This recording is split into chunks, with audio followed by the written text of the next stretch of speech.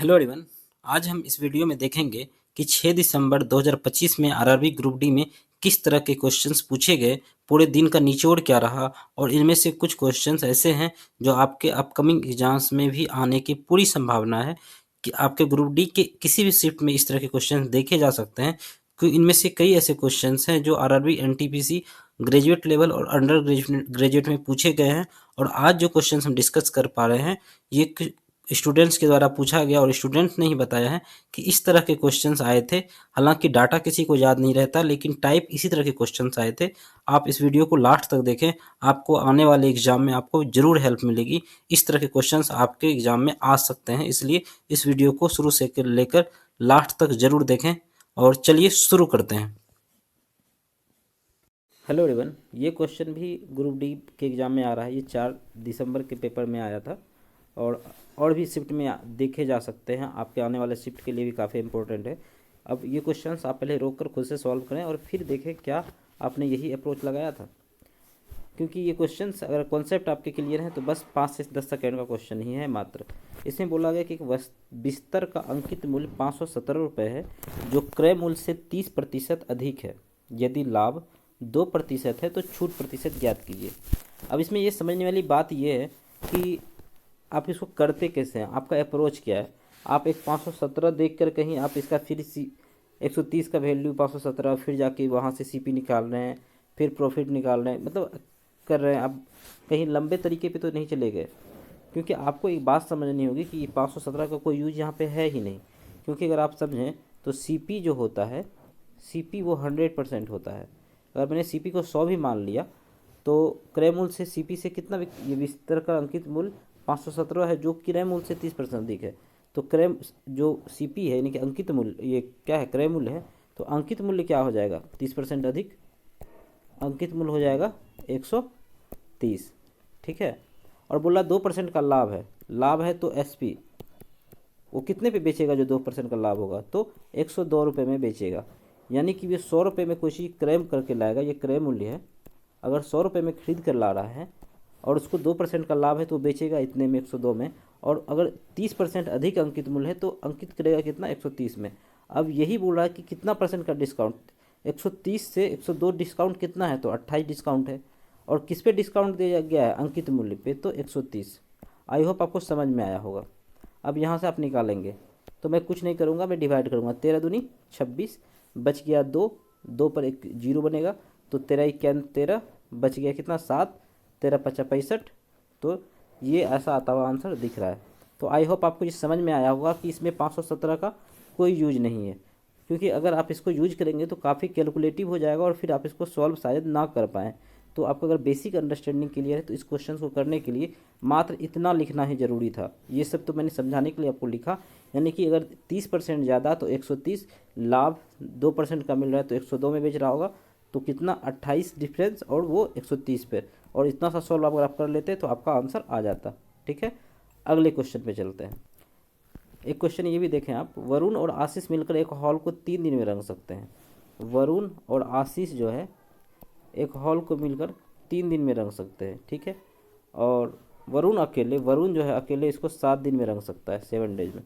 तो आप तो पता है कि एलसीएम निकालते हैं तो इसका ये एलसीएम 21 आ जाएगा, क्योंकि ये सीधा मल्टीप्लाई हो जाएगा। तो यानी कि ये इसका यूनिट 7 यूनिट हो जाएगा, ये 3। यानी कि हम कर सकते हैं कि वरुण और आशीष मिलकर उस एक दिन में 7 यूनिट काम कर रहे हैं, और जबकि वरुण जो अकेला 3 यूनिट डेली काम कर रहा है, इसलिए 7 दिन में 21 यूनिट कर पा रहा है।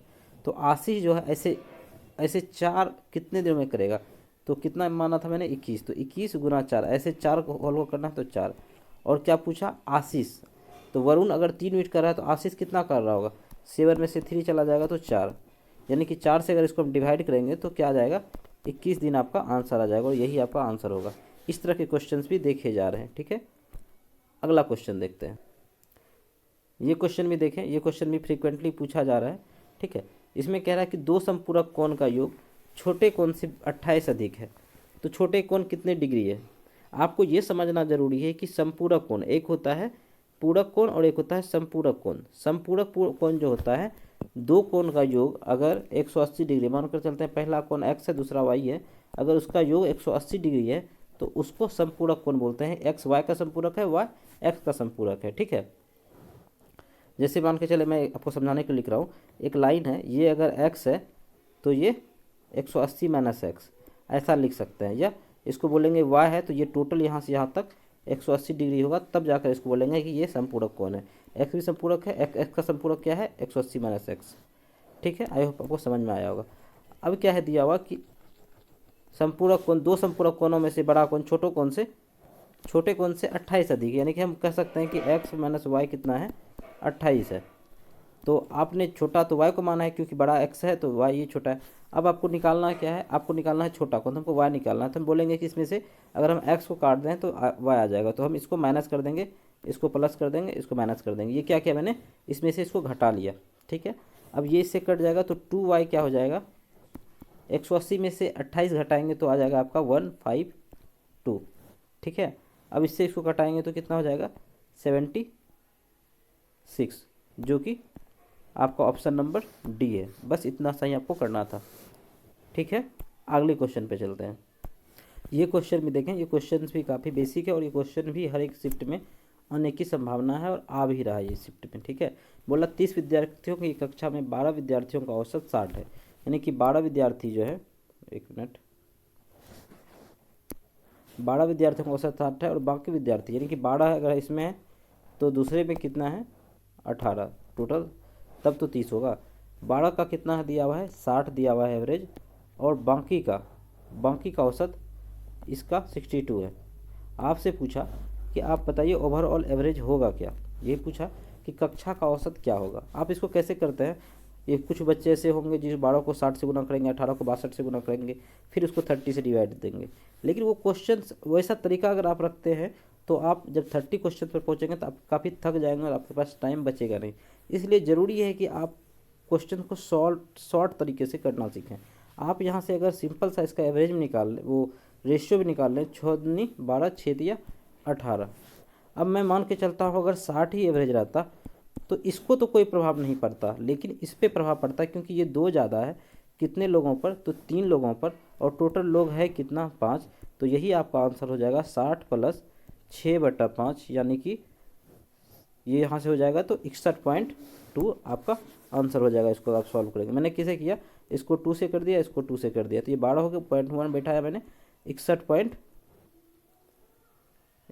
कितना हो जाएगा, 12 2, ये आपका आंसर हो जाएगा। ठीक है, आगे बढ़ते हैं।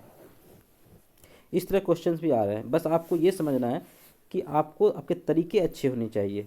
जैसे मैंने इसको कर दिया 2 से 6, ये मैंने क्या किया, नंबर ऑफ स्टूडेंट, और ये क्या दिया हुआ, एवरेज दिया हुआ। मैंने यहाँ पर वेटेड एवरेज का कॉन्सेप्ट लगा दिया और रेशियो से इसको सॉर्ट कर लिया, और मुझे बस इतना सही लिखना था। अगर इस तरीके से आप करते हैं तो इस क्वेश्चन को भी 10 से 15 सेकंड में आप ख़त्म कर सकते हैं। ठीक है, आगे बढ़, इस क्वेश्चन को भी आप रोक कर सॉल्व करें, क्या देखें कि आप इस क्वेश्चन को कर पा रहे हैं। इस तरह के क्वेश्चन भी देखने को मिले थे, जैसे 2x² + kx + 8 = 0, तो 3x² + 4x + 12 = 0, तो के दोनों मूल उभयनिष्ठ है, तो k का मान निकालिए। जब मूल उभयनिष्ठ दिया हो तो आप एक बात समझें कि आपको एक बात रखना, याद रखना, a1/a2 बराबर b1/b2 बराबर c1/c2 होता है ये। ठीक है, जब आपको मूल उभयनिष्ठ दिए हों, यानी कि अब आप क्या करेंगे, इसको 2 को a1 बोलेंगे और इसको a2 बोलेंगे, तो 2/3 b1 क्या होता है k, और इस पर कितना दिया हुआ है 4। सिर्फ इतना सा ही रखने से मेरा सॉल्व हो जाएगा।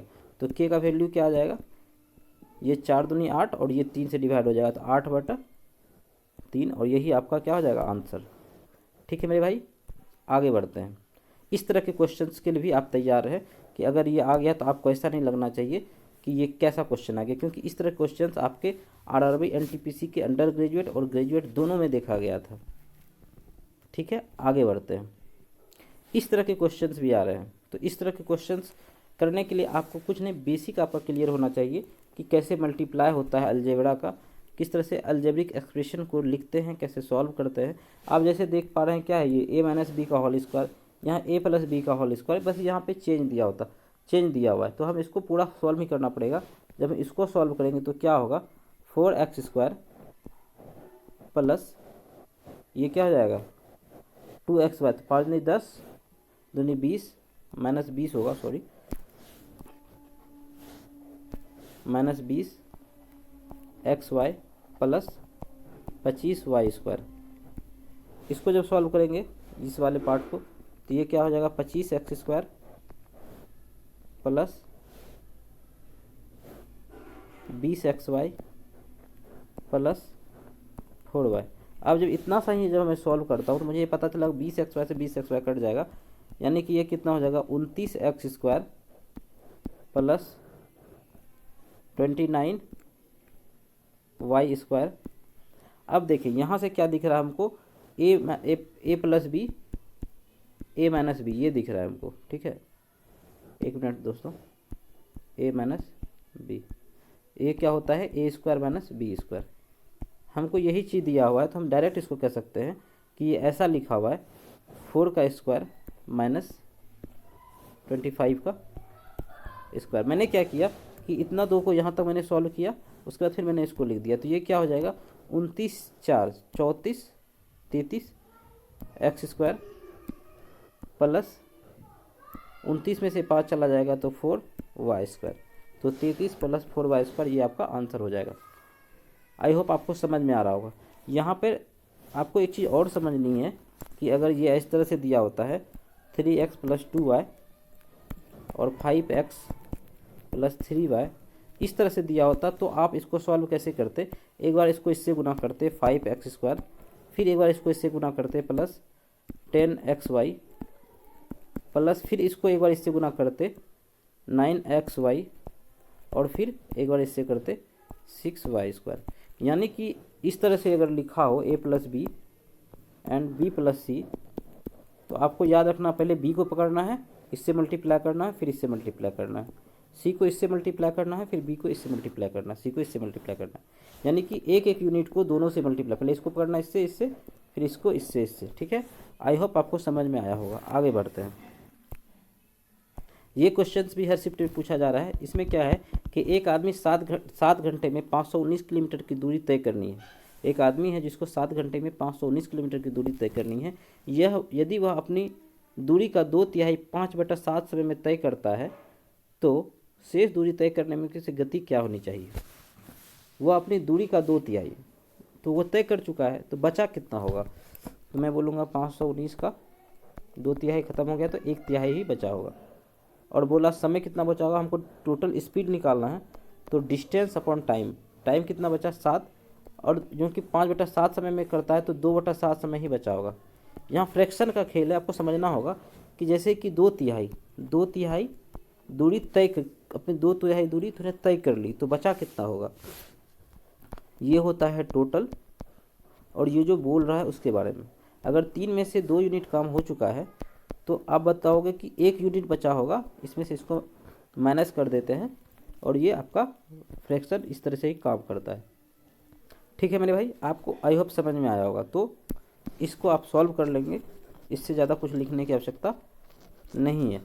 बस कैसे सॉल्व करना है इसके बारे में देखते हैं। हम क्या करेंगे, 3 से कटेगा क्या, हाँ कट जाएगा, 17×3 = 51, 3×3 = 9, ठीक, 7 से 60 कट गया, तो क्या हो जाएगा 2 से डिवाइड करेंगे 8 दूनी 16, 6 दूनी 12.5, और ये आपका D4 डॉग आंसर आपका हो जाएगा। अगले क्वेश्चन पे चलते हैं। ये क्वेश्चंस भी देखें, काफ़ी अच्छा क्वेश्चन है और ये क्वेश्चन भी पूछा जा रहा है, और इसके लिए आपको तैयार रहना चाहिए कि एक डीलर 63,000 रुपये प्रति डायर की दर से 2 डायर बेचता है। एक पर उसे 5% का लाभ होता है, दूसरे पर उसे 30% की हानि होती है। पूरे लेन देन में प्रतिशत ज्ञात करें। एक स्टूडेंट वैसा होगा जो इसका CP निकालेगा, फिर SP निकालेगा, फिर डिफरेंस निकालेगा, सारा चीज़ करेगा। लेकिन यहाँ पर ये पता है कि 2 डायर बेचता है, दोनों वो कितने पे बेच रहा है 63 पे, यानी कि SP सेम है। अगर 5% का लाभ हो रहा है तो मैं बोलूँगा कि कोई भी सामान कितना हो रहा होगा 20 से 21, यानी कि 100 से 105, या 1/20, 1/5 कितना होता है 1/20, ठीक है। तो हम बोल सकते हैं कि 20 से 21 हो गया होगा, 20 से 21 में बेच रहा होगा, और दूसरे पर 30% की हानि हो रही है, तो 10 का सामान कितने पे बेच रहा होगा 7 पे। अब क्या दिया हुआ है यहाँ पे, एक हिंट है कि दोनों डायर बेचता है 63,000 रुपये पे, यानी कि ये भी 63,000 पे, ये भी 63,000 पे। तो हम इसको भी सेव कर लेंगे यहाँ से, अगर 3 मल्टीप्लाई करेंगे तो ये भी 3 से मल्टीप्लाई हो जाएगा, यानी कि अब ये भी चीज़ 21 में बिक रहा और ये भी चीज़ 21 में बिक रहा, तो अब हम बोलेंगे क्या कि ये 30 और ये 20 कितना हो गया 50, और ये 21 दूनी 42, यानी कि 50 का सामान कितने पे बिक रहा है 42 पे। तो कितना का डिफरेंस हो नुकसान हो रहा है 8 का, 50 पे नुकसान हो रहा है, और 100 से निकालना है तो परसेंटेज लगा देंगे, 100 से मल्टीप्लाई कर देंगे। ठीक है, यहाँ से कट जाएगा और इससे 16% आपका क्या हो जाएगा, आंसर हो जाएगा ए फॉर एप्पल। ठीक है, आगे बढ़ते हैं। ये क्वेश्चंस भी हर शिफ्ट में पूछा जा रहा है, क्या आप इसके लिए तैयार हैं। इसमें कहता है कि जब x को 30, 15, 21 और 11 प्रत्येक में जोड़ा जाता है तो इस क्रम में प्राप्त संख्याएं समानुपात में होती है। तो 6x y और 3x - 9 है, तो y का मान ज्ञात करें। ठीक है, यानी कि यहाँ से आपको x का पहले वैल्यू निकालना पड़ेगा। तो इसको सॉल्व करने का बेसिक तरीका मैं आपको बताता हूँ कि 30 + x + 15 + x is equal to 21 + x is equal to 11 + x। यहाँ से आप इसको क्रॉस मल्टीप्लाई करेंगे, फिर यहाँ से क्रॉस मल्टीप्लाई करेंगे, फिर ये क्वाड्रेटिक इक्वेशन में आ सकता है, फिर इसको आप सॉल्व करेंगे तब जाके आंसर आएगा। क्या आप इसको इस तरीके से एग्जाम हॉल में करने बैठे तो आपका काफ़ी लंबा समय चला जाएगा और हो सकता है आप पूरा क्वेश्चन सही ढंग से अटैम्प्ट ना कर सकें। तो इसको सॉल्व करने के लिए आपको करना क्या चाहिए, एक शॉर्टकट है जो आपको याद रखना चाहिए, क्योंकि ये क्वेश्चंस हर एक एग्जाम में पूछे जा रहे हैं, चाहे वो रेलवे का हो चाहे वो एसएससी का हो। ये ग्रेजुएट लेवल में पूछा गया, अंडर ग्रेजुएट में पूछा गया, और अब ये ग्रुप डी में भी देखने को मिल रहा है। तो इसके लिए आप कैसे इसको तैयार कर सकते हैं वो मैं आपको बताता हूँ, ताकि आप इस क्वेश्चन को 30 से 40 सेकेंड में बना सकें। अगर आपको दिया हुआ है 30, 15, आपको पहले इस नंबर को लिख लेना है 11, 21 और 11। आपको इसका डिफरेंस लेना है, कितना होगा 15, और इसका डिफरेंस लेना है, कितना हो जाएगा 10। अब जब इसमें से इसको घटाएंगे तो आप देखेंगे ये वाला नंबर बड़ा होना चाहिए था, लेकिन ये नंबर छोटा हो गया, तो ये -5 इसी की वैल्यू अगर निकालनी होगी तो मैं इसको इससे मल्टीप्लाई करूँगा और इसको इससे मल्टीप्लाई करूँगा। तो 300 और 21 गुना 15 कितना हो जाएगा 300 और 15, 315, तो ये 15 आ गया। यानी कि ये जो वैल्यू है इसको -1 का वैल्यू निकालेंगे तो ये -3, ये 3 आ जाएगा, सॉरी 1 मिनट, कितना आ जाएगा ये 3, तो 1 का वैल्यू कितना आ जाएगा 3, और यही जो 1 निकालते हैं यही x की वैल्यू होती है। मैं इसको एक बार और समझा दूंगा। ठीक है, अब आपको निकालना क्या है, आपको निकालना है कि 6x, तो 6 तिया 18 बट्टा y प्लस y, तो ये कितना आएगा था -3, तो 3 तिया 9, -9 और -9 कितना हो गया -9 और -9,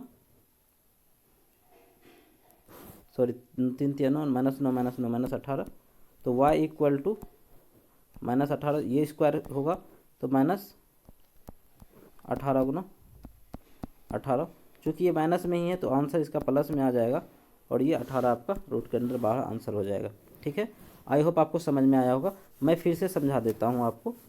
ये तो यहाँ से आप इसको काट भी सकते थे, ये 5 तिया 15, 5 दूनी 10, तब भी ये हो जाता, बट इसको समझने के लिए बात समझें।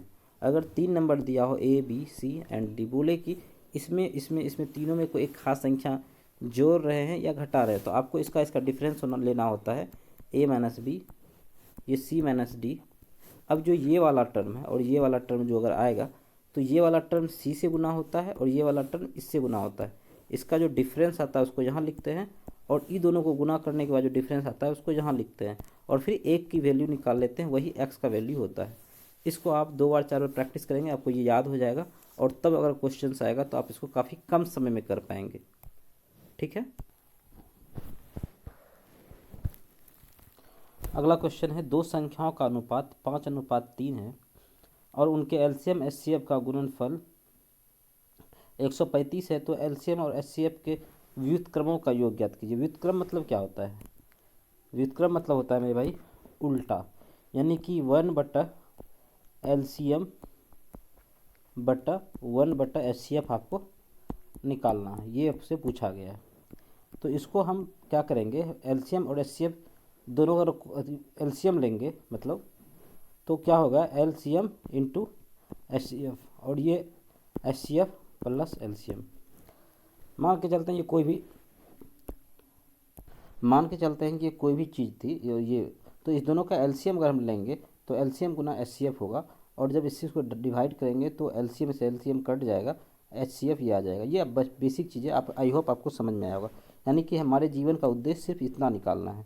और एलसीएम और एचसीएफ का गुणनफल कितना दिया हुआ है, 135।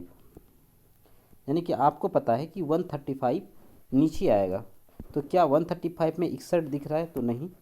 85 दिख रहा है, 17 का मल्टीपल इसमें दिख रहा है, 17 50 85 77 से 17 17 17 36 से नहीं।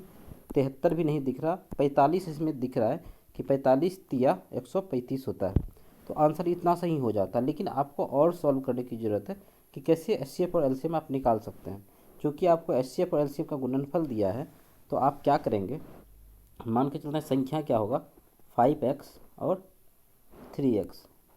तो इसका एचसीएफ क्या होगा, x, और एलसीएम क्या होगा, 15 इंटू एक्स, और ये क्या हो जाएगा 135। यहाँ से अगर आप एक्स स्क्वायर निकालेंगे तो 9 हो जाएगा, 15 9 135, तो x इज इक्वल टू 3 हो जाएगा। ठीक है, अब x 3 हो गया तो यहाँ से आप संख्या निकाल लेंगे, तो संख्या क्या हो जाएगा, 5 तिया 15, और दूसरी संख्या क्या हो जाएगी, 3 तिया 9। अगर इसका एलसीएम आप निकालेंगे तो कितना हो जाएगा, 45, और इसका अगर एचसीएफ निकालेंगे, इसका एचसीएफ ये नंबर है हमारा, ठीक है, तो आप इसका 3 निकलेगा, जिसके कारण ये 48/135 हो जाएगा। और फिर जब इसको कटाएंगे आप, 16 तिया 48, 16 यहाँ पे आएगा, 16 तिया 48 और 45 तिया 135, और ये आपका आंसर हो जाएगा। आई होप आपको समझ में आया होगा। अगर आपको बेसिक भी अंडरस्टैंडिंग क्लियर है तो इतना सा देख के भी आंसर किया जा सकता था कि क्या आंसर हो सकता है। ठीक है, आई होप आपको समझ में आ रहा होगा। अगर वीडियो समझ में आ रहा हो तो वीडियो को लाइक करें और अपने दोस्तों के साथ शेयर जरूर करें, क्योंकि ये अपकमिंग एग्जाम्स में आने वाले क्वेश्चंस हैं जो ग्रुप डी में किसी भी शिफ्ट में आपके सामने आ जाएगा। अगर आप इस तरह के वीडियो क्वेश्चंस का प्रैक्टिस करके जाते हैं तो आपको किसी प्रकार की कोई दिक्कत नहीं होगी। ये ऐसे क्वेश्चंस हैं इस वीडियो में जो आपको 25 में से 25 करने से रोक सकते हैं। ठीक है, चलिए आगे बढ़ते हैं। ये क्वेश्चंस स्टैटिक्स का है, यानी कि सांख्यिकी का है। आपसे माध्य पूछा अनुभंजन सूत्र का प्रयोग करके। अब अनुभंजन सूत्र क्या होता है, इसमें क्या होता है, बहुलक बराबर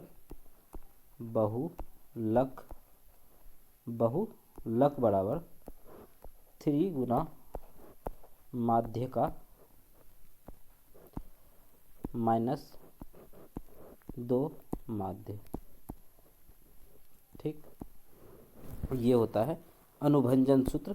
इंग्लिश में इसी को इम्पेरिकल फॉर्मूला बोलते हैं। क्या बोलते हैं मेरे भाई, इम्पेरिकल फॉर्मूला। तो इसको आप सॉल्व करेंगे तो आपको क्या दिया हुआ है, बहुलक दिया हुआ है 28.4, और माध्यिका कितना दिया हुआ है 88। इसको 3 से गुना कर देंगे, माइनस 2 माध्य। अब इसको आप सॉल्व करेंगे तो 28.4, और इस साइड आएगा तो ये क्या हो जाएगा, 80 64 चौक 24, और 8 24 2 26 इज इक्वल टू -2 माध्य। ठीक है, तो हम ये लिख सकते हैं -2 माध्य बराबर, इसमें से ये घटेगा तो 0.6 आएगा। आपको पता है कि 0.6 अगर 2 से फिर कटेगा तो 0.8 आना चाहिए, और सी आपका आंसर हो जाएगा, C फॉर कैट। इसको आप सॉल्व कर लेंगे और बताएंगे क्या यही आंसर आया आपका, कमेंट करके बताएंगे। ठीक है, आगे बढ़ते हैं।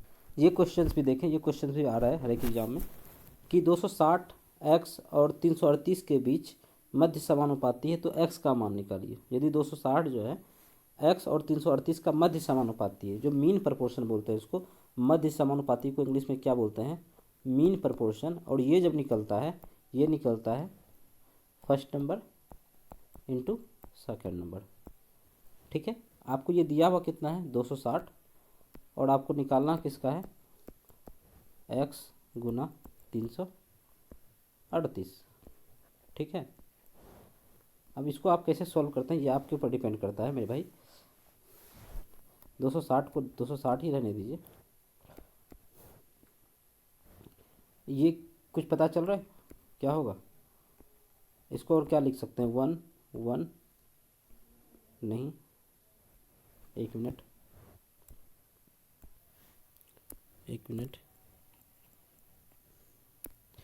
एक्स दिख रहा है हमको, इस साइड 26 दिख रहा है, यानी कि 13 का मल्टीपल।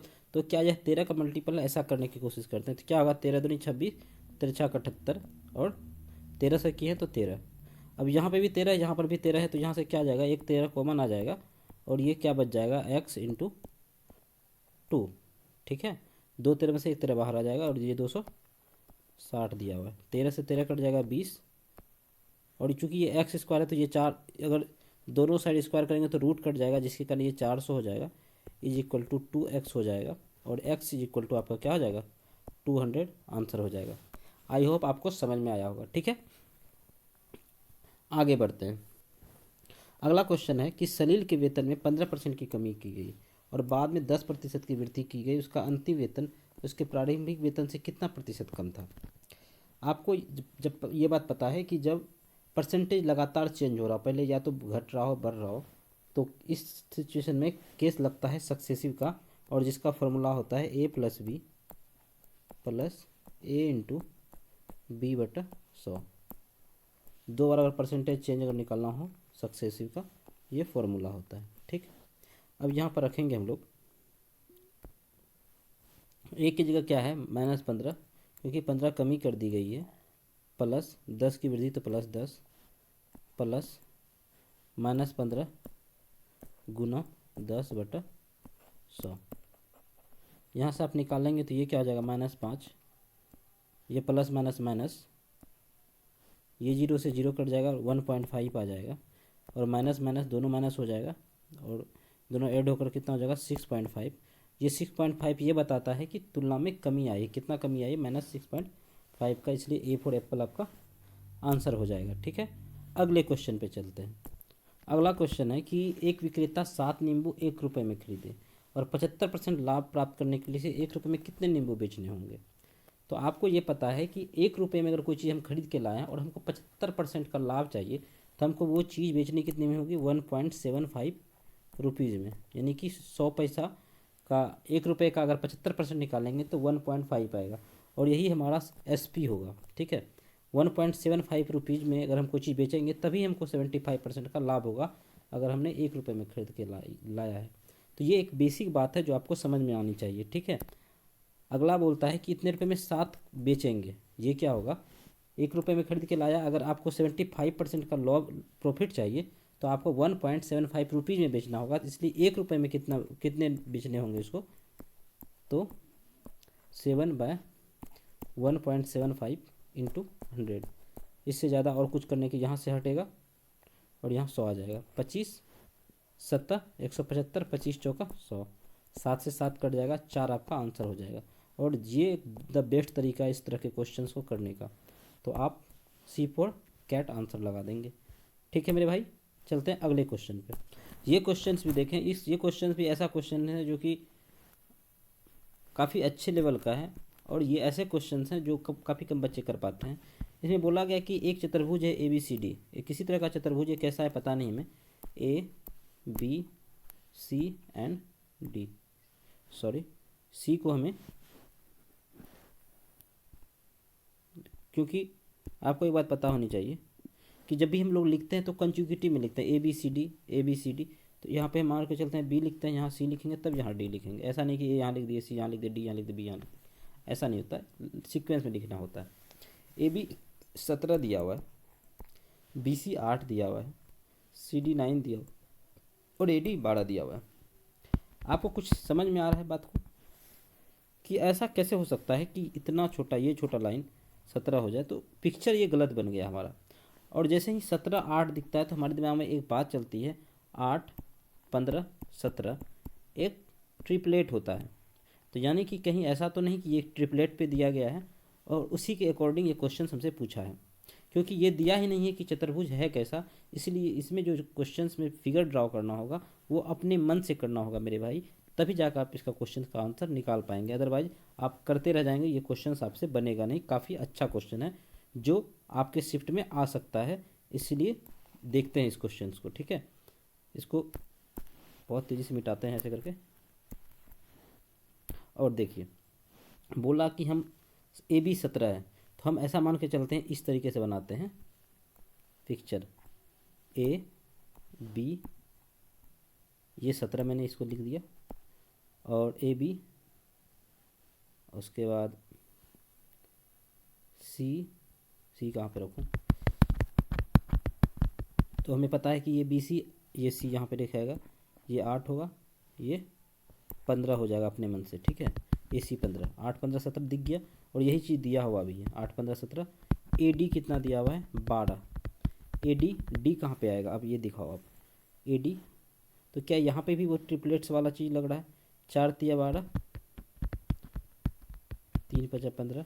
एक मिनट भाई, क्वेश्चन काफ़ी अच्छा है, इसका पिक्चर बहुत ढंग से बनाना पड़ेगा। एक पॉइंट हम यहाँ पे मान लेते हैं, ठीक है, इस तरीके से A B C and D, और ये मान के चलते हैं यहाँ 90 डिग्री का एंगल बन रहा है। ऐसा क्यों माना मैंने, क्योंकि आपको पता है कि ये 12 दिया हुआ, ये 15 होगा, तो ये कितना होगा 3 4 12 3 5 15 3 तिया 9, ये भी ट्रिपलेट्स के साथ सेट हो गया, ये भी, यानी कि आपका जो वो साइड, वो जो चतुर्भुज है वो A B C and D इस तरह का बनेगा। आपको ये कैसे पता चलेगा, 8 15 दिया है तो आपको ये गैस करना पड़ेगा कि यहाँ पर ये जो है ना, यहाँ पर 90 डिग्री का एंगल बनेगा और यहाँ पे भी 90 डिग्री का एंगल बनेगा, तब जाकर ये क्वेश्चन सॉल्व होगा। यानी कि आपको ये वाला पोर्शन ट्रायंगल का अलग एरिया निकालना पड़ेगा, ये वाला अलग, यानी कि ए, मैं कलर चेंज कर लेता हूँ, A D C, triangle A D C का अगर एरिया निकालना हो तो क्या होगा 1/2, 9 गुना 12, ये कितना हो जाएगा 54, 9 चौका 54। उसी तरीके से triangle A C D, A C D का एरिया अगर निकालना हो तो 1/2, 15 इंटू 8, और यहाँ से क्या आ जाएगा 60, 15 चौका 60।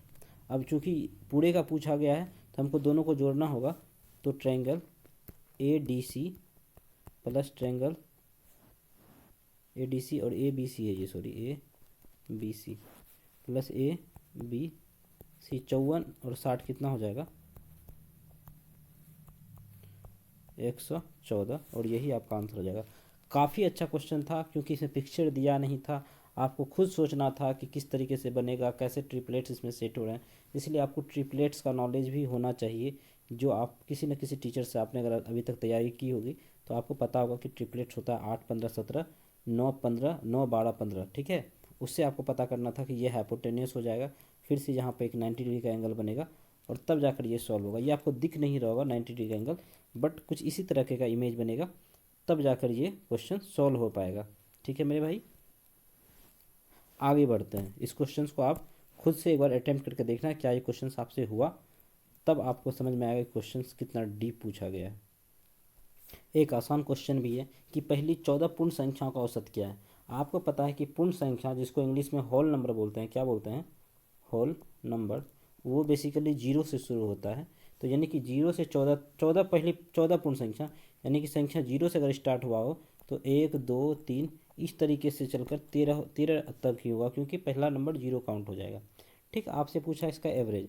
आपको पता है कि जब भी कोई कंजिक्यूटिव नंबर होता है, लगातार संख्या होती है, उसके बीच का डिफरेंस सेम होता है यहाँ पे, तो उसका एवरेज निकालने के लिए फर्स्ट टर्म और लास्ट टर्म को जोड़कर उसको 2 से डिवाइड करने के बाद वो बीच वाला नंबर यानी कि एवरेज आ जाता है। तो इसको जोड़ने, इसका निकालने के लिए क्या करना पड़ेगा, 0 + 13/2, यानी कि आपका आंसर कितना हो जाएगा 6.5, आपका आंसर हो जाएगा बी। ठीक है, आगे बढ़ते हैं।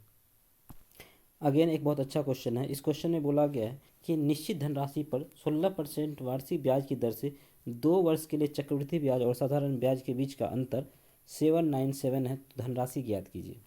आप इस क्वेश्चन को कैसे करते हैं, कई सारे लोग इसको कई सारे तरीके से करेंगे, लेकिन जो मैं तरीका बता रहा हूँ वो हर एक जगह लागू होता है और वो द बेस्ट तरीका है। क्यों बेस्ट है, क्योंकि इसमें आपको बस 1 से 2 स्टेप लिखने के बाद ही आंसर आ जाता है। कुछ लोग करेंगे, क्या करेंगे, 50 से 53 करेंगे। मैंने देखा है बहुत सारे टीचर्स को ऐसे पढ़ाते हुए, 50 से 53 करेंगे, फिर 50 का स्क्वायर 2500 लिखेंगे, और फिर से जाके 25, इसका स्क्वायर कितना होगा 53 का, 3 तिया 9, और 15 15 30 का शून्य हासिल 3, 25 25 3 28, और फिर यहाँ से बोलेंगे कि 309 दिया हुआ है, और फिर इसी की वैल्यू दी हुई है कितनी 979, और ये किसका कितना गुना है, तो इसका अप्रॉक्स, इसको फिर इससे डिवाइड करेंगे, फिर 2500 की वैल्यू निकाल लेंगे। ये तरीका भी बुरा नहीं है, बशर्ते ये आपको जल्दी करना आता हो तो आप कर सकते हैं। ठीक है, और यहाँ से आप इसको अगर कटाना चाहें तो इसको भी ऐसे भी सॉल्व कर सकते हैं। कितने बार में जाएगा, तो एग्जैक्ट 2 बार में तो जा नहीं रहा। तो ये काफ़ी कैलकुलेटिव क्वेश्चन होगा। और साथ ही साथ आप ध्यान से देखें कि 1 3 3 1 3 3 1 3 3 1 है, तो आपको इसको बहुत ज़्यादा कैलकुलेशन के साथ, यानी कि 797/309 और यहाँ से मल्टीप्लाई 2500 करना पड़ेगा, तब जाकर आप इसका आंसर निकाल पाएंगे। दूसरा क्या तरीका है, काफ़ी कैलकुलेटिव क्वेश्चन है, आप इसको सॉल्व करके इसका आंसर कमेंट बॉक्स में लिखिएगा, ताकि हमें पता चलेगा कि आप इसको सॉल्व कर पाएँ। अगर इसमें फिर भी डाउट रह जाता है तो आप हमको बताइएगा, ठीक है। लेकिन इसका एक और तरीका है जो मैं आपको बताना चाहता हूँ, कि अगर 2 साल का CI और SI का डिफरेंस निकालना हो, तो आप इसको डायरेक्ट बोल सकते हैं 16 का स्क्वायर 256 लिखेंगे और 2 डिजिट के बाद डेसिमल लगा देंगे। इसी की वैल्यू कितनी दी हुई है, 797। और यहाँ से आपको अगर मूलधन निकालना है कि कितने पैसे थे, तो 100% का वैल्यू अगर आप निकालेंगे तब भी आप निकाल पाएंगे। यानी कि 797 को आपको 256 से डिवाइड करना है और सिर्फ जीरो लगा के करते जाना है और देख लेना है कि ऑप्शन कौन सा मैच कर गया, ठीक है। काफ़ी कैलकुलेटिव है, जब तक आप डिवाइड इसको करेंगे नहीं तब तक आंसर आप निकाल नहीं सकते। इसमें यूनिट डिजिट भी नहीं लगेगा, डिजिटल सम भी नहीं लगेगा। यानी कि एग्जामिनर आपको कैलकुलेशन करवाना चाह रहा है मेरे भाई, ठीक है, कैलकुलेशन करवाना चाह रहा है। बिना कैलकुलेशन किए इस क्वेश्चन का आंसर ब्रह्मांड में कोई भी निकाल नहीं सकता है, क्योंकि ये क्वेश्चन का आंसर निकटतम पूर्णांक तो दिया है, यानी कि क्वेश्चन का आंसर अप्रोक्सीमेशन है, अप्रोक्सीमेट आंसर है, एग्जैक्ट आंसर ये नहीं है, क्योंकि इसका आंसर डेसिमल के बाद भी कुछ डिजिट तक होगा। ठीक है मेरे भाई, चलते हैं आगे बढ़ते हैं। ये क्वेश्चन है, क्वेश्चन काफ़ी आसान है, क्योंकि इसमें आपको पता है कि गोले का पृष्ठीय क्षेत्रफल क्या होता है, 4πr², ये फॉर्मूला होता है। लेकिन क्या इस क्वेश्चन को आप औरों की तुलना में जल्दी कर सकते हैं? तो जैसे आपको डायमीटर कितना दिया हुआ है, व्यास कितना दिया है 98, तो आप इसका रेडियस कितना निकालेंगे 98/2 यानी कि 49। अब एक स्टूडेंट ये होगा जो इस पर वैल्यू रखेगा फिर इसको सॉल्व करेगा। लेकिन मुझे अगर कहीं पे πr² दिखता है तो मैं ये बात जानता हूँ कि अगर इसकी जगह 7 होता तो πr² का वैल्यू 154 होता। चूँकि ये 7 है नहीं, 7 का गुना है, कितना गुना है 7 गुना है, तो ये 49। आप इसको डायरेक्ट सॉल्व करेंगे तो आंसर आपका आ जाएगा। इसमें कहीं भी अप्रोक्सीमेट नहीं लिखा, तो आप इसको यूनिट डिजिट से भी कर सकते हैं। 4 चौक 16, 16 और को 6 से गुना करेंगे, 6 9 54, लास्ट में 4। अब देखें कि ये ऑप्शन तो नहीं हो सकता, ये सब है। अब इसमें क्या कर सकते हैं आप, गुना करने का मन है पूरा गुना कीजिए, अगर नहीं करना चाहते हैं तो फिर आप इसमें 11 का मल्टीपल लगा सकते हैं, ठीक है। 11 का मल्टीपल देख लेते हैं, 3 1 4 और 4 8 और ये 8, ये 11 का मल्टीपल है। क्या ये है 3 2 5 4 9, ये भी है। यानी कि आप इसको भी आपको मल्टीप्लाई करना ही पड़ेगा, तो आप इसको मल्टीप्लाई करके बताएंगे क्या आंसर आया, ठीक है।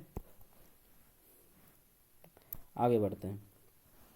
एक क्वेश्चन सिंप्लीफिकेशन का है, काफ़ी आसान है, इसको आप कर सकते हैं। कैसे, इसका एलसीएम लेंगे तो इसका एलसीएम कितना आएगा 16, और ये 8 से इसको डिवाइड करेंगे 2 आएगा, 3 दूनी 6, फिर 8 को इससे करेंगे 2, तो फिर 2 को 1 से नंबर करेंगे 2, फिर 16 का 5 हो जाएगा, फिर ये 2 हो जाएगा, और फिर क्योंकि 8 16 है, इसके नीचे कुछ नहीं तो 1 इसको भी ले ही लेते हैं, तो 16 को 2 से गुना करेंगे तो -32।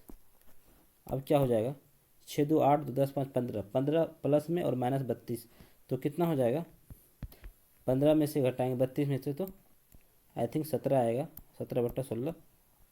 कहीं पे ऑप्शन दिख नहीं रहा, तो क्यों, कहाँ गलती हो गया, 6 6 2 5, ये 4 होगा यहाँ पे, ठीक है। 6 4 10 5 17, 17 होगा तो 15 हो जाएगा यहाँ पे, और ये आपका -15/16 आंसर डी हो जाएगा, ठीक है। आई होप मेरे दोस्तों आपको यहाँ तक वीडियो समझ में आ रहा होगा, और किस तरह क्वेश्चंस आए हैं आप देख पा रहे होंगे, और इसके लिए आप तैयार होकर रहें, इसलिए मैंने आपके लिए वीडियो लेके आया हूँ। तो अगर वीडियो आपको पसंद आया हो तो वीडियो को लाइक करें, और यहाँ तक अगर आप देखें हैं तो आपका बहुत बहुत धन्यवाद।